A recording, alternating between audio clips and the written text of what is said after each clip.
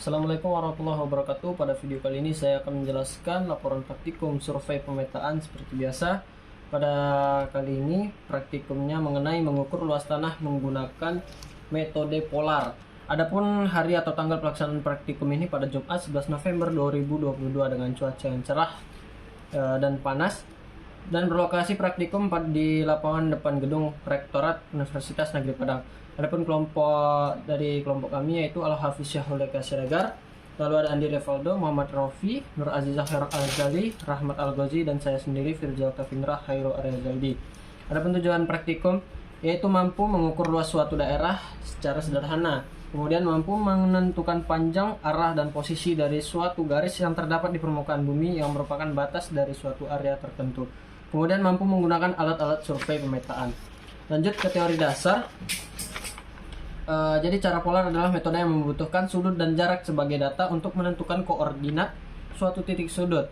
Posisi titik-titik dan orientasi garis tergantung pada pengukuran sudut dan arah. Dalam pekerjaan pengukuran tanah digolongkan menjadi sudut horizontal dan sudut vertikal. Kemudian adapun peralatan, yang pertama ada galon, ada pita ukur, pen ukur, payung, kemudian ada bak ukur, water pass, kompas, helm, dan rompi. Lanjut keselamatan kerja, yaitu memakai perlengkapan safety sebelum ke lapangan, lalu periksa alat sebelum ke lokasi praktikum, hindari bermain-main dan kehilangan alat, lalu sedia mantel untuk mengantisipasi terjadinya hujan. Adapun langkah kerja, yaitu persiapkan alat yang dibutuhkan, lalu buat bon alat dan tanda tangani dan diketahui oleh dosen yang mengajar. Kemudian pergi ke lokasi praktek. Pada lokasi praktek, tancapkan patok pada titik-titik batas areal yang akan dibidik. Kemudian dirikan pesawat di tengah-tengah lokasi pengukuran. Lalu lakukan penyetelan dan kalibrasi alat, dan dirikan bak ukur di titik di setegak mungkin. Lalu arahkan teropong pesawat ketika P1 ke titik P1. Kemudian baca BA, BT, BB, dan sudut horizontalnya. Lalu pindahkan bak ukur ke titik P2. Lakukan hal yang sama pada P1 ke titik P2 dan titik yang lain. Ukur tinggi alat dengan pita ukur, lalu lakukan perhitungan jarak, beda tinggi, dan ketinggian masing-masing titik. Adapun gambar hasil pengukuran seperti ini, disertai dengan sketsa. Jadi ini lapangan depan rektorat. Lanjut ke data praktikum. Untuk data praktikum di sini P1, BA, ini bisa saya tunjukkan.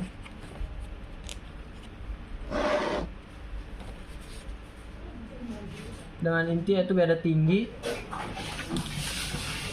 yang ditemukan pada P1 min 0,09, pada P2 min 0,062, pada P3 0,115, pada P4 0,05, dan pada P5 min 0,17.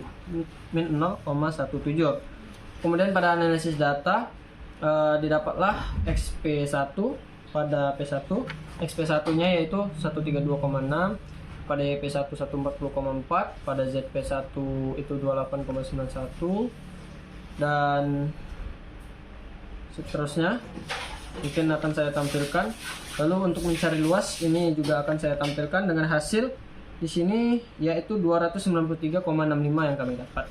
Lalu untuk penggambaran pada lembar kerja saya memakai skala 1:250, maka pada P1 jaraknya tadi 12 meter.